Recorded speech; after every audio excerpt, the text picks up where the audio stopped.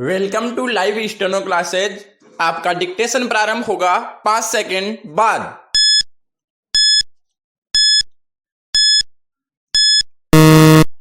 Yes, start. घंटी बजाने पर द्वार तुरंत न खुलना, रेस्तरां में अपेक्षित खाद्य सामग्री प्रस्तुत होने में देरी, झट से उत्तर न मिलना, हॉर्न देने पर वाहन द्वारा मार्ग न छोड़ना जैसी स्थितियों में झुंझलाना या क्रोधित होना अपरिपक्व सोच को दर्शाता है। स्टॉप स्वस्थ वृत्ति का तकाजा है, उन संभावनाओं की अनदेखी न हो, जिसके कारण सामने वाला हमारे अनुकूल आचरण नहीं कर रहा। स्टॉप ना मालूम वह दुविधाग्रस्त या संताप में हो। स्टॉप हम मान लेते हैं कि वह सायास हमारी नहीं सुन रहा। स्टॉप किसी को समझने से पहले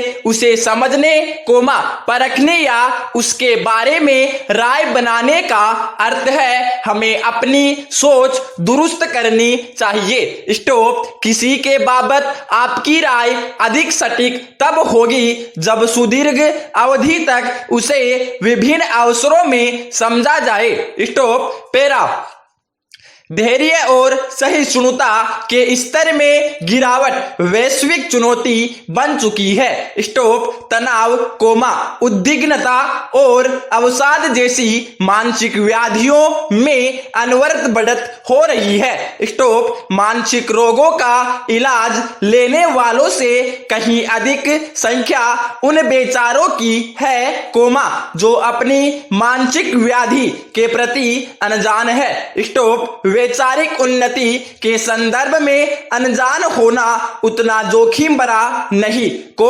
जितना जानने सीखने की इच्छा न होना। स्टॉप पैरा शरीर बहुत कुछ करने में समर्थ है, यह मस्तिष्क को समझना होता है। स्टॉप स्वस्थ काया के बावजूद इस भ्रम में जीना कि अंग प्रत्यंग अमुक कार्य नहीं कर सकते, वैचारिक अपंगता का लक्षण है। स्टॉप विचार से सुदृढ़ व्यक्ति जानता है कि प्रभु का प्रतिरूप होने के कारण वह अथाह ऊर्जा से परिपूर्ण है, जिसके समुचित दोहन से अविश्वसनीय ऊंचाइयां छुई जा सकती है। स्टॉप यह भी कि कोई पराजित तभी होता है जब पराजय को अंतिम सत्य मान लिया जाए। स्टॉप खेल शारीरिक बल से अधिक मन को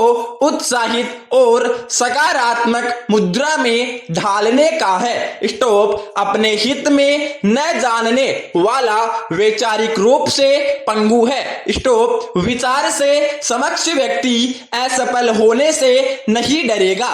स्टॉप वह दूसरों को समझते हुए उनसे मधुर संबंध बनाएगा। स्टॉप पैरा भगवान श्री कृष्ण ने गीता में अर्जुन को निराशा से उभारने के लिए उनकी शंकाओं का प्रभावी समाधान किया। स्टॉप इसी के अंतर्गत उन्होंने जीव के क्रम क्षेत्र शरीर का निर्माण किन किन तत्वों से होता है, इसके बारे में बताया है। स्टॉप उनके अनुसार जल, अग्नि, वायु, आकाश, पृथ्वी, सत, रज, तम, अहंकार, वृद्धि, इच्छा, द्वेष, सुख दुख और धैर्य इत्यादि के द्वारा शरीर रूपी क्रम क्षेत्र का निर्माण होता है। स्टॉप इस प्रकार तैयार शरीर में जीव के साथ साथ ईश्वर के अंश के रूप में आत्मा भी निवास करता है। स्टॉप जीव अपने विवेक के अनुसार कर्म करने के लिए स्वतंत्र होता है और हमारा आत्मा इसका साक्षी रहता है। स्टॉप पैरा मनुष्य योनि को सबसे उत्तम इसीलिए कहा गया है, क्योंकि इसमें विवेक के द्वार मनुष्य अपने कर्मों पर नियंत्रण कर सकता है। हालांकि इसके लिए पहले उसे अपने अंदर विद्यमान ईश्वरीय तत्व आत्मा के दर्शन करने होते हैं। अपने आत्मा के दर्शन को ही आत्म साक्षात्कार कहा जाता है, परंतु आत्म साक्षात्कार की अवस्था में जाने के लिए उसे पहले कर्म क्षेत्र में विद्यमान तत्वों के दुष्प्रभावों को दूर करने के लिए विनम्रता, असहिष्णुता, सरलता, स्थिरता, आत्म संयम, इंद्रिय विषयों को परित्याग और ईश्वर की भक्ति जैसे गुणों को धारण करना अनिवार्य होता है। फिर वह सम स्थिति में आकर अपने अंदर विद्यमान ईश्वरीय तत्वों को आत्म साक्षात्कार के रूप में अनुभव करने लगता है। इस स्थिति में वह अपने कर्म फल को ईश्वर को समर्पित करते हुए परम आनंद की अनुभूति करता है। पेरा इस स्थिति में प्रवेश करने के लिए मनुष्यों को योग और ध्यान के रास्ते पर चलना होता है। आत्म साक्षात्कार के पश्चात मनुष्य अपनी जीवन यात्रा को समाप्त करके शांति पूर्वक परम ब्रह्मा में विलीन होकर जीवन के अंतिम लक्ष्यों को प्राप्त कर लेता है। इसीलिए मनुष्य योनि को पाकर भी यदि कोई व्यक्ति जीवन के अंतिम लक्ष्यों को नहीं पाता है तो एक बहुमूल्य अवसर को खो देता है। पेरा हिंदी हमारी मातृभाषा है। इन दिनों हिंदी को प्रोत्साहन देने के लिए विभिन्न प्रयोजन किए जा रहे हैं, प्रकल्प चलाए जा रहे हैं। अगले सप्ताह हिंदी दिवस का भी आयोजन किया जाएगा, किंतु प्रश्न उठता है कि क्या ये सभी उपाय पर्याप्त हैं?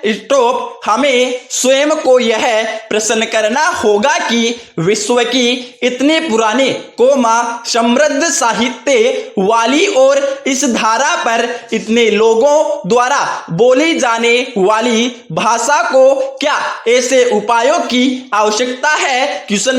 वास्तव में भाषा किसी संस्कृति का केंद्रीय बिंदु होती है।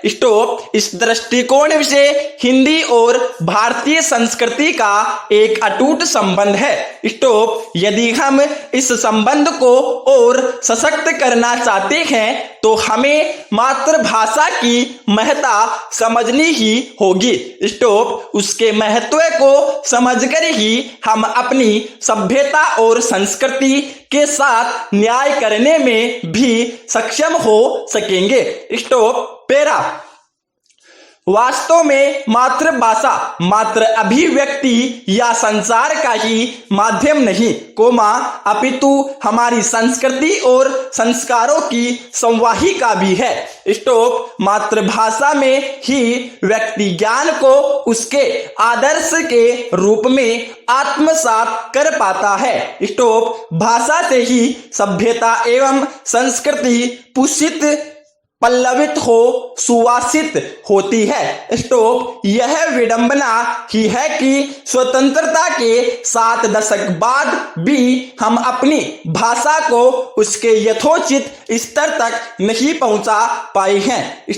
यदि हमें विश्व गुरु के पद पर पुनः प्रतिष्ठित होना है तो यह अपनी मातृभाषा को समुचित सम्मान दिए बिना संभव नहीं। ऐसे में आज आवश्यकता है कि हम अपनी मातृभाषा को व्यापक रूप से व्यवहार में लाएं। हम मातृभाषा की शक्ति को पहचानें, स्टॉप। भारत को अगर एक सूत्र में बांधना है तो हमें अपनी मातृभाषा को उचित सम्मान देना होगा। स्टॉप। अपनी मातृभाषा पर हमें गर्व की अनुभूति करनी होगी। स्टॉप। मातृभाषा से ही हमारे राष्ट्र और समाज के उत्थान का मार्ग प्रशस्त होगा। स्टॉप। निस्संदेह है हिंदी हमारी मातृभाषा है, परंतु उसके संवर्धन, संरक्षण और प्रोत्साहन में अन्य भारतीय भाषाओं के साथ संघर्ष उचित नहीं। स्टॉप। वास्तव में तो वे हिंदी की सहोदर ही है। पूर्ण विराम। धन्यवाद।